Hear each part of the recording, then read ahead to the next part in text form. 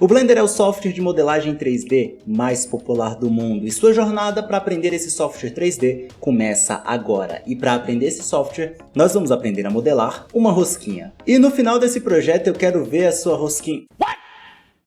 Ok, Donut. Vamos chamar de Donut. Nessa playlist completa e gratuita você vai aprender do zero como modelar, texturizar, renderizar e até animar a sua o seu donut. Você entendeu?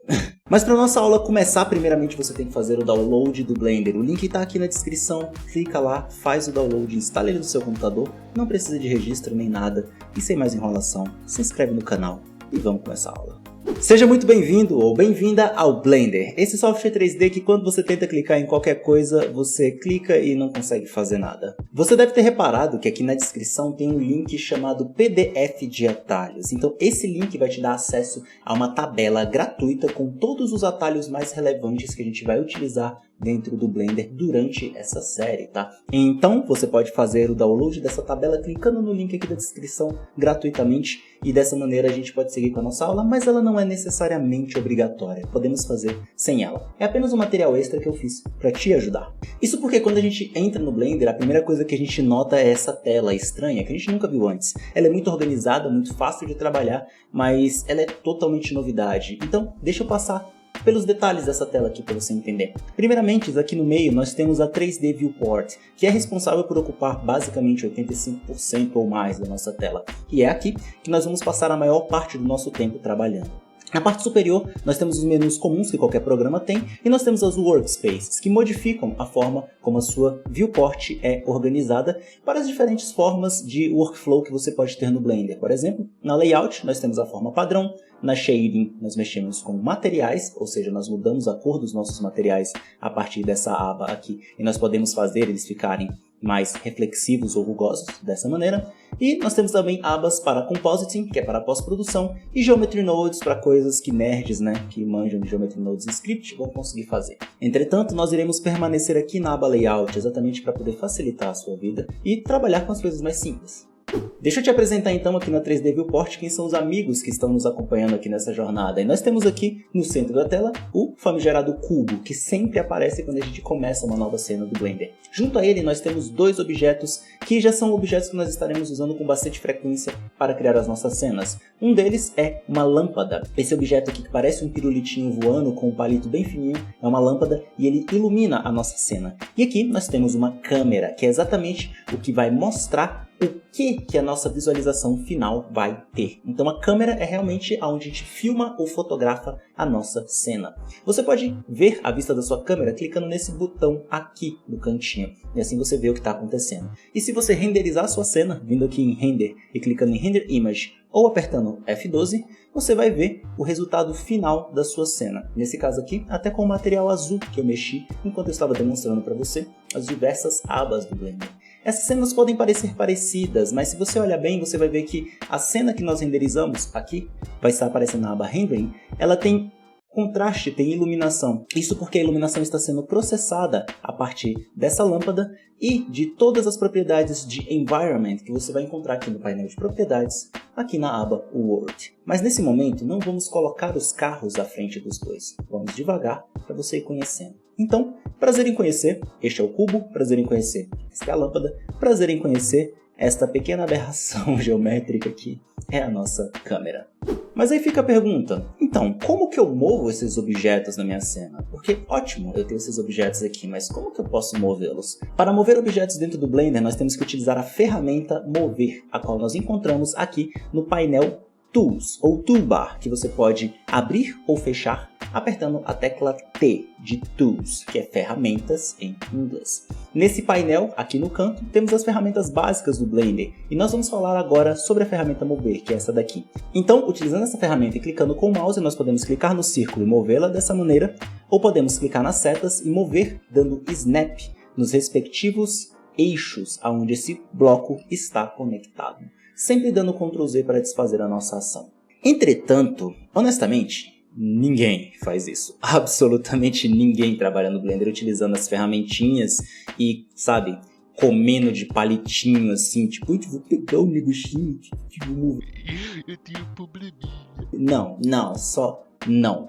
Em software 3D a gente precisa de eficiência. E para isso é que nós começamos a utilizar os atalhos, os shortcuts. Então, o atalho, se você botar o mouse em cima aqui da ferramenta mover, você vai ver que é a tecla G. E pressionando a tecla G, que significa grab em inglês, você vai agarrar o seu objeto e movê-lo de acordo com a posição do seu cursor. Repare que você não precisa clicar em nada. Apertou a tecla G, o seu objeto já está movendo. Mas seria muito útil que esse objeto se movesse travado nos eixos que estão aqui na nossa tela. Então, olha que interessante. Ao apertar a tecla G, nós fazemos uma operação que seria o mesmo que segurar no centro do nosso objeto com a rodinha e movê-lo de acordo com a vista da nossa câmera. Entretanto, apertando a tecla G, você vai fazer essa mesma operação sem utilizar o mouse. Mas, depois que você aperta a tecla G, você pode apertar as teclas X para travar no eixo X, Y para travar no eixo Y e Z para dar snap no eixo Z, permitindo que você possa rapidamente apertar a tecla G e mover o seu objeto em linha reta para onde você quiser. Você pode apertar a tecla ESC para cancelar a sua operação, assim como você pode apertar a tecla de clicar com o mouse para confirmar a sua operação. Então é assim que você move objetos dentro do Blender. Espera, você deve estar se perguntando agora, como que eu movo isso daí com medidas exatas? Porque, pô, legal, aperta a tecla G aqui, todo felizão, aperta a tecla X para travar no eixo X e mover.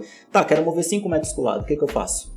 Simples, aperta a tecla G, selecione o eixo que você quer mover, por exemplo, o eixo X, e você digita 5. Assim você moveu 5 metros, porque sim, o Blender ele é configurado para trabalhar em sistema métrico. E você pode modificar o sistema de unidades dele clicando aqui no painel de propriedades e Scene Properties Units. Você pode colocar ele para sistema métrico e pode deixar ele por padrão em metros, centímetros, milímetros, micrômetros, se você estiver trabalhando com moléculas, enfim. Mas você pode modificar como que o Blender funciona nas suas unidades e até trocar ele de sistema métrico para sistema imperial e trabalhar com as medidas malucas que só os Estados Unidos e a Inglaterra utilizam até hoje. Por quê? Não sei, mas enfim. A gente ainda pode apertar a tecla G e você pode me falar, Augusto, adorei que você pode apertar a tecla X para travar nos eixos, né? Y travando no eixo, Z travando no eixo e tal. Mas, honestamente, e se eu não lembrar qual eixo que eu tô fazendo? Vou ter que chutar? Ah, eu acho que é o eixo X. Tá. Não precisa. Você pode fazer o meu atalho favorito, que é clicar, segurar e arrastar com o botão do meio do mouse. E quando você mover, você vai ver que aparece essa linha branca no meio da tela. Para onde essa linha apontar, é onde o teu eixo vai travar. Repare que o eixo ele fica levemente mais claro quando é ele o eixo selecionado e travado.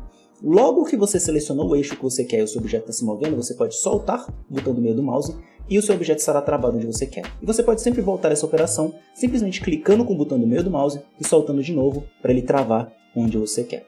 Então isso é o que eu repito quase que automaticamente quando eu estou fazendo as minhas lives e as minhas aulas.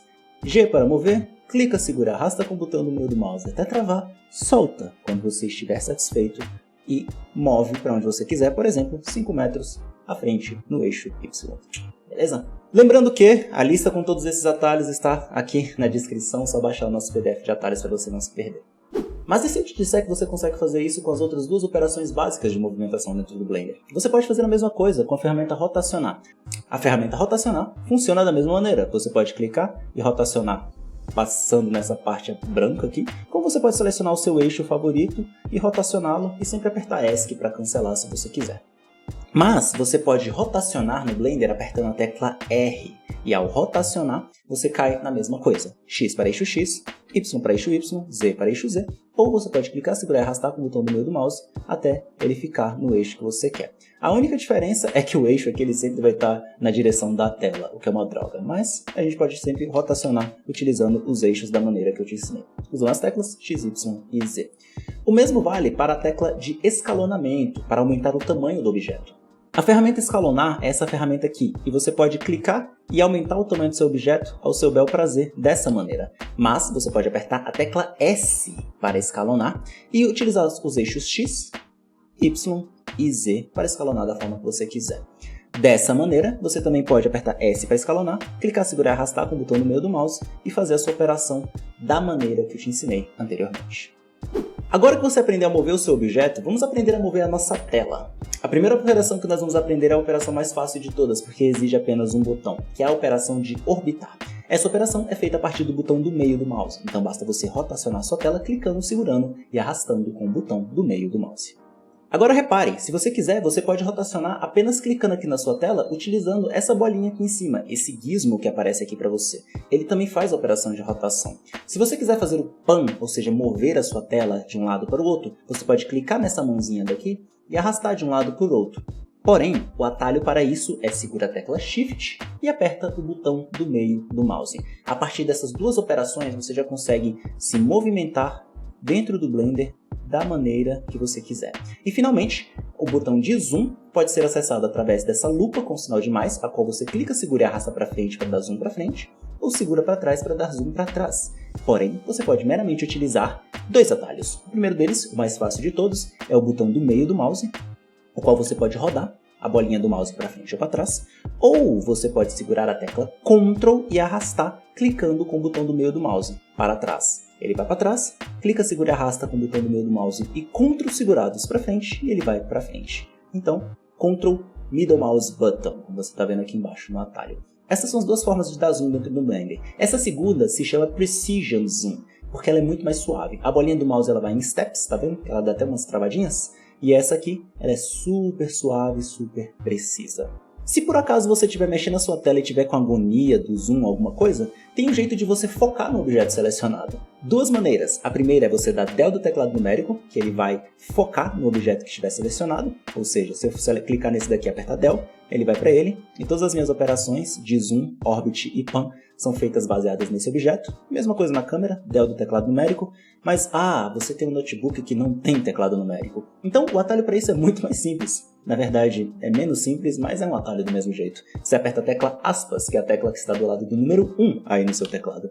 Nela vai aparecer esse menuzinho de rodinha, a qual você pode meramente clicar aqui em View Selected. E isso vai focar no objeto que estiver selecionado. Então, tecla aspas, View Selected. E assim você pode dar botão do meio do mouse para Orbit, Shift botão do meio do mouse para Pan, roda a bolinha para frente e para trás para Zoom e vai navegando para poder configurar a tua cena. Finalmente, nós temos mais duas coisas para explorar antes de começar a pôr a mão na massa aqui no Blender, que são os painéis de propriedades e Outliner. O painel de propriedades é onde a gente mexe em todas as configurações da nossa cena, e ele vai ser responsável por ter o nosso painel de renderização, onde nós decidimos qual é a render engine que nós vamos utilizar e como configurar essa render engine para ela dar o resultado que nós queremos, e até as configurações de output, como por exemplo, o formato da imagem que vamos utilizar, quantos frames a nossa animação vai ter, coisas desse tipo. Nesse painel você terá acesso a coisas como o painel de físicas para fazer simulações, ao painel da própria configuração do objeto selecionado. Repare que se eu selecionar a câmera, o painel de propriedades muda, porque ele se adapta ao fato de termos uma câmera selecionada, ou seja, um cubo tem opção de material, uma câmera não tem opção de material, entendeu? Então, por exemplo, você pode ver os materiais que estão aplicados no seu objeto. Uma lâmpada também tem opções de lâmpada, as quais você pode regular a força dela. Então, esse é o painel de propriedades daquilo que estiver selecionado na sua cena, que vai facilitar a sua vida. Mas, é claro que ele também tem opções globais, tais como a opção World, que permite que você selecione o background da sua cena, e as opções de saída, as opções de próprio sistema métrico e imperial do Blender, que você pode modificar. E na parte superior, nós temos aqui, que está atrás da minha webcam. Então, deixa eu desligar a câmera para você ver a tela do Blender, com licença. Esse painel aqui é o Outliner, que é onde você organiza a sua cena. Então aqui, você pode selecionar os seus objetos a partir desse menu. E é aqui que você cria coleções. O que são coleções? São nada mais do que coisas que você cria com o botão direito e cria pastinhas. Assim você pode, por exemplo, criar uma pastinha onde você vai guardar as suas câmeras, por exemplo. Então, se a sua cena tiver várias câmeras, você pode arrastar ela para a coleção de câmeras. E se a sua cena tiver várias luzes, você pode arrastar ela para a sua coleção de luzes e manter a sua cena bem organizadinha. Por fim, eu quero te apresentar mais dois atalhos que a gente vai utilizar com uma certa frequência aqui na nossa aula. O primeiro atalho é a tecla 0 do teclado numérico. Esse atalho eu acabo usando ele bastante exatamente porque ele entra dentro da nossa câmera e sai da nossa câmera. Você pode sempre utilizar apenas o botão de entrar e sair da câmera, caso você não tenha um teclado numérico no seu computador. Mas é aquela, eu já me acostumei tanto com esse atalho que eu já vou no piloto automático para a tecla 0. E o segundo atalho que eu quero te apresentar é também exclusivo para a galera do teclado numérico, que são os atalhos de vistas. Por exemplo, vamos supor que você ficou aqui de cabeça para baixo. E aqui tá estranho, né? Você fala, nossa, eu tô de cabeça para baixo na minha cena e nem dá para perceber realmente que eu tô de cabeça para baixo.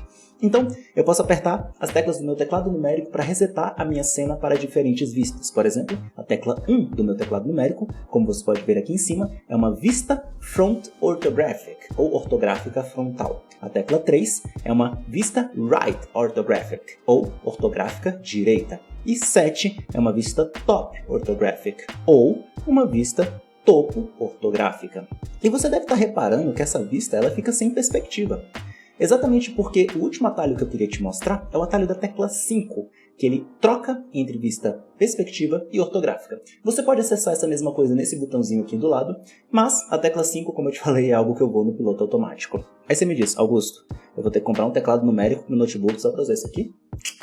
Não! Todos esses atalhos podem ser acessados através do menu aspas, que você vai para o View Selected, Top, Front, Right, Left e entra na câmera.